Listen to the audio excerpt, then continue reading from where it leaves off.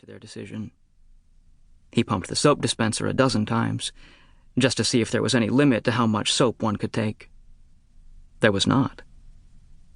The dispenser kept dutifully squirting pink gel until his palm was full. He washed his hands, smearing soap all the way up to his elbows, and he had to rinse for a long time to get rid of the suds.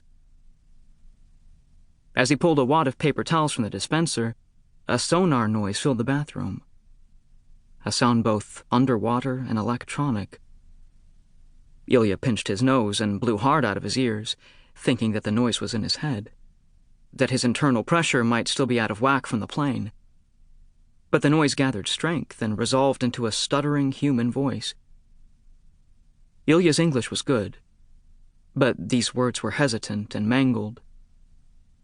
It took him a minute to realize that the voice was speaking Russian, not English, was hacking away at the same series of syllables, and that those syllables were his name. There was a pause, a static silence. Then the voice asked him to come to the information desk by the budget rent-a-car. The family huddled under the orange fluorescence of the budget sign. This time Ilya lifted a hand in greeting. As they recognized him, confusion tangled the adults' faces. The man gave Ilya an embarrassed smile and held out his hand, and Ilya could feel him pocketing his hesitation.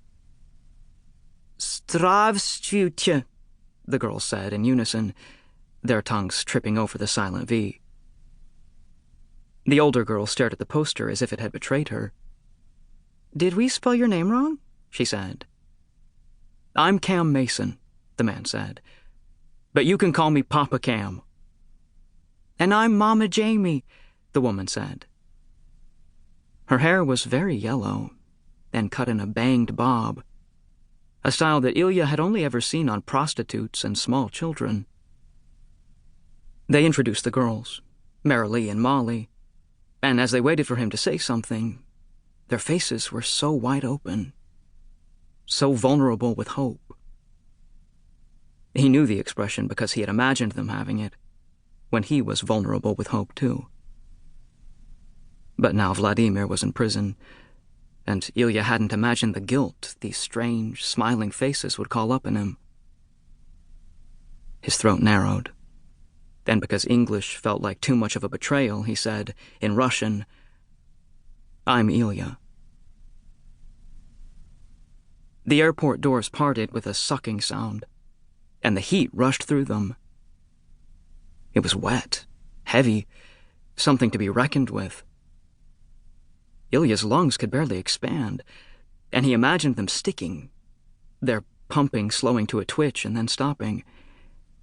He was momentarily terrified, but the Masons were unfazed.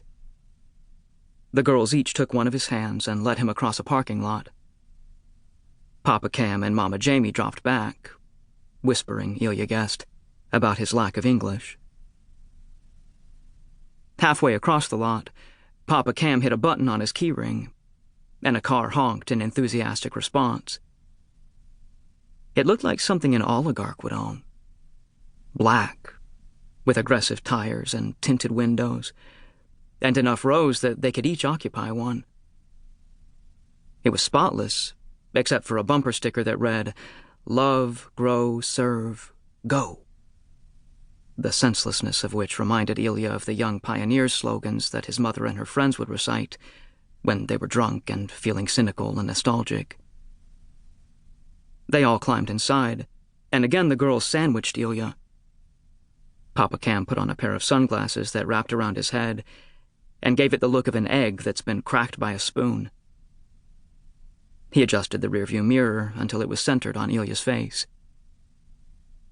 "We're 2 hours from Baton Rouge, 3 hours from New Orleans, and a whole lot happier for it," he said.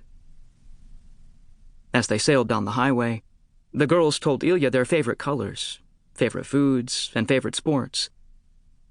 Molly told him that she was 7 3/4, and Marilee told him that she was 11, and he pretended not to understand a word.